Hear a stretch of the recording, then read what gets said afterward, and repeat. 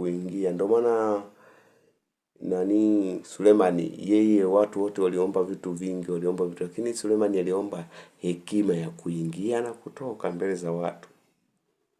Ukijua namna ya kuingia na kutoka mahali popote, basi wewe utakuwa ni mtu mmoja ambaye ni mtu mwenye. Ndio maana Sulemani alikuja kuwa mtu mkubwa, kwa sababu aliweza kupita mahali, yani akikutana na watu alitambua hapa nikae vipi. Alivyokutana na watu wa design fulani alitambua hapa nitembe nao vipi. Kwa nini? Alikuwa na hekima na ufahamu. Ndio maana moyo wake ulikuwa umejaa, umetulia. Alitengeneza namna ya kuingia na kutoka. Sasa unakuta kuna mtu mwingine, yani unakuta mtu fulani anataka ampe kitu fulani, anakuta yule mtu mdomo wake yani hauwezi kujizuia. Si kidogo, yani nukta yake ni tusi. Utakutana na watu wenye akili kama za kwako, lakini usitegemee kukutana na watu wenye busara kama unavyotarajia. Ili ukutane na watu wenye busara, ili ukutane na watu wenye wanaangalia hekima. Hata mtu anavyotaka kukupa kazi yake au biashara fulani uiendeshe, haangalii kwa sababu ya ukubwa wako, ila anaangalia hekima yake na maarifa yake. Je, anaweza kucontrol kitu?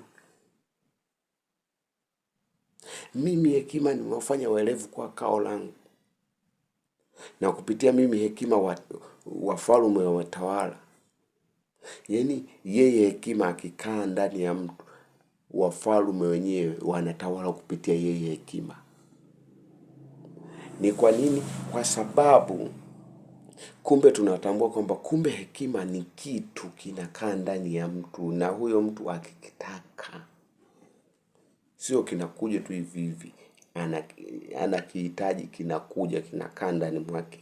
Hicho kinacho hekima. Mimi hekima nimewafanya werevu kwa kao langu. Mwerevu ni mtu gani? Ni mtu anayetambua hapa ni wakati gani, hapa nilipokaa nimekaa na watu wa design gani, hapa nimekaa na watu wenye level ya aina gani, wenye link ya aina gani. Unakuta umekaa na watu wakubwa, kuna watu wengine unakuta wamekaa na kusikiliza kwamba asikie utatoa neno gani. Anakuta umeongea mbeleni umeweka nukta ya tusi. Sasa yule mtu anakuwa bado anajifikiria, mbona kama anaonekanika ni mtu fulani hivi, amekaa mtu fulani, lakini mbona maneno yake hayaendani na muonekano. Kumbe